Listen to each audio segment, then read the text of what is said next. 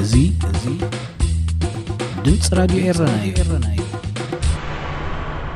ኣብዚ 7 መዓልታት ረድኤት ዝጸዓና ልዕሊ 1,000 ዓበይቲ መካይን ናብ ትግራይ ኣትየን። ኣማሕዳሪ ዞባ ቀይሕ ባሕሪ ናይ ሱዳን ህዝቢ ኣንጻሩ ብዘካየዶ ተቃውሞ ካብ ስልጣኑ ተኣልዩ። ኣብ ስነ ስርዓት መመረቕታ ሓድሽ ፕሬዚደንት ሶማል ንምስታፍ መራሕትን ሰበስልጣንን ጎረባብቲ ሃገራት ናብ ሞቃዲሾ ኣትዮም። ኣርሳት ዜና ክትከታተሉ ጸኒሕኩም ክቡራት ሰማዕትና ዝርዝራቱ ይቕጽል። ኣብ ዝሓለፈ 7 መዓልታት ከም መግብን መድሃኒታትን ካልእ መሰረታዊ ቀረባትን ዝርከቦ ህጹጽ ረድኤት ዝጸዓና 1,100 መካይን ናብ ትግራይ ከም ዝኣተዋ ክፍሊ ጉዳያት ወጻኢ ኣሜሪካ ኣፍሊጡ። እቲ ክፍሊ ብ7 ሰነብ ዘውፅኦ መግለጺ ናብ ሰሜን ኢትዮጵያ ክልላት ኣምሓራ፣ ዓፈርን ትግራይን ብዘይ ዕንቅፋት ጀሚሩ ዘሎ ምብፅጻሕ ሰብኣዊ ሓገዛት መንግስቲ ኣሜሪካ ብሓጎስ ከም ዝተቐበሎ ኣረጋጊጹ። መግለጺ ኣሜሪካ ብተወሳኺ እቲ ረድኤት ብዘይ ዕንቅፋት ንኽበጽሕ ኣበርክቶ ንዝገበሩ ብፍላይ መንግስቲ ኢትዮጵያ፣ ሰበስልጣን ዓፈርን ትግራይን ከምኡውን ትካላት ሕቡራት ሃገራት ኣመስጊኑ። ንቕጻሊ ህጹጽ ረድኤት ናብ ዘድልዮ ህዝቢ ብተመሳሳሊ ብዘይ ዕንቅፋት ንምብፅጻሕ ኩሎም ትካላት ብኸምዚ ዝጀመርዎ ክቕጽሉን ቀስ በቐስ ድማ ናብ ዘተኣማምን ስምምዕ ምቁራጽ ተኹሲ ክስጉሙን መንግስቲ ኣሜሪካ ዘለዎ ተስፋ ገሊጹ። ኣብ ሕዳር 2020 ኣብ ትግራይ ዝተወልዐ ኩናት ናብ ክልላት ዓፈርን ኣምሓራን ልሒሙ ብጠቕላላ ልዕሊ 7 ሚልዮን ህዝቢ ተጸባይ ረድኤት ከም ዝኸውን ገይርዎ ኣሎ። ኣማሕዳሪ ዞባ ቀይሕ ባሕሪ ናይ ሱዳን ዓሊ ዓብደላ ኣደሮብ ህዝቢ እቲ ዞባ አንጻሩ ብዘካየዶ ተቃውሞ ካብ ስልጣኑ ከም ዝተኣልየ ተሓቢሩ።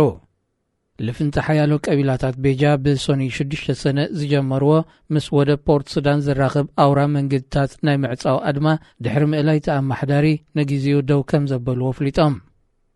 መካይን ኣብ ዝመላለሳሉ ኣውራ ጎደናታት ኮፍ ብምባልን ጎማታት መካይን ብምቅጻልን ዝጀመረ ህዝባዊ ተቃውሞ ኣብ ልዕሊ ንጥፈታት ወደብ ከቢድ ክሳራታት ከየሰዓበን ኮለዩ እቲ ኣማሕዳሪ ብ37 ሰነ ብገዛእ ፍቓዱ ካብ ስልጣኑ ከም ዝተኣልየ መርበባት ዜናታት ሃገር ዝገልጻ ዘለዋ።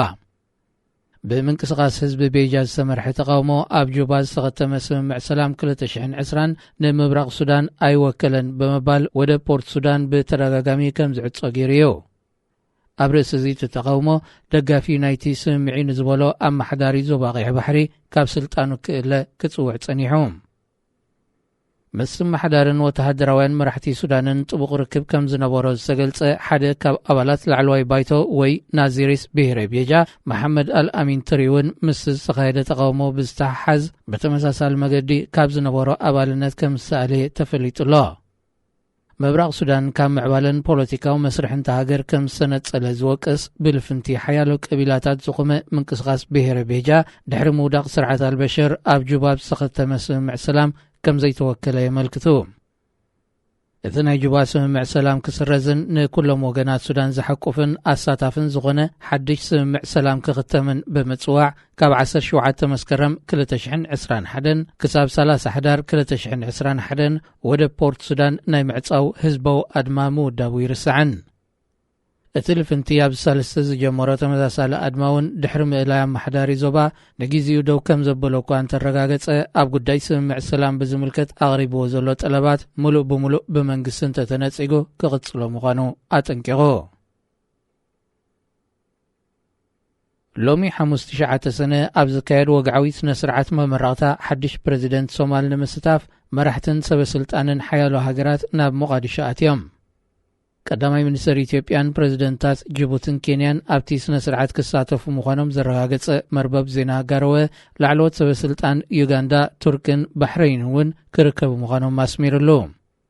ካልኦት ሃገራት ዞባውያንን ኣህጉራውያንን ውድባትን እውን ብኣምባሳደራተንን ወከልተንን ክሳተፋየን።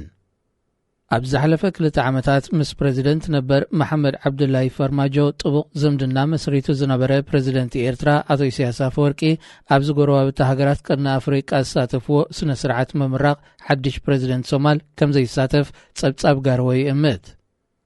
ፕሬዚደንት ኢሳያስ ወኪሉ ብዛዕባ ክልእኽ ምዃኑ እውን ኣይተፈልጠን። ኣብቲ ኣብ ሶማል ሓደ ካብ ዓበይቲ ዓወታት ኣብ መስርሕ ዴሞክራሲን ምስጋር ውሕስ ስልጣን እናተባህለ ዝነገረሉ ኣብ 15 ግንቦት ዝተኻየደ ምርጫ ሶማል ሓሰን ሼክ ማሕሙድ ብዓብላሊ ድምፂ ተዓዊቱ ሓድሽ ፕሬዚደንት ኮይኑ ከም ዝተሸመ ይፍለጥ። መራሕቲ ጎረቤት ሃገራትን ካልኦትን ነቲ ሓድሽ ፕሬዚደንት ናይ እንቋዕ ሓጎሰካ መልእኽቲ ክልእካሉ ከለዋ ፕሬዚደንት ኢሳያስ ብስቕታ ከም ዝሓለፎ ይፍለጥ። ሓሰን ሼክ ማሕሙድ ስልጣን ካብ ፕሬዚደንት ነበር መሐመድ ፈርማጆ ብ23 ግንቦት ኣብ ዝተረከበሉ ካብ 2019 ኣትሒዞም በብእዋኑ ናብ ኤርትራ ዝሰላእኩ ኣሳት 5,000 ወተሃደራት ሶማል ብዝቐልጠፈ ናብ ዓዶም ክመልስ ምዃኑ እዩ ቃል ኣትዩ። ዜና ኣብዚ ይፍጸም። ሬድዮ ኤረና ሬድዮ ኤረና ካብ ከተማ ፓሪስ ዝመሓላለፍ ብኤርትራውያን ጋዜጠኛታት ዝዳሎ ነፃ ሬድዮ እዩ።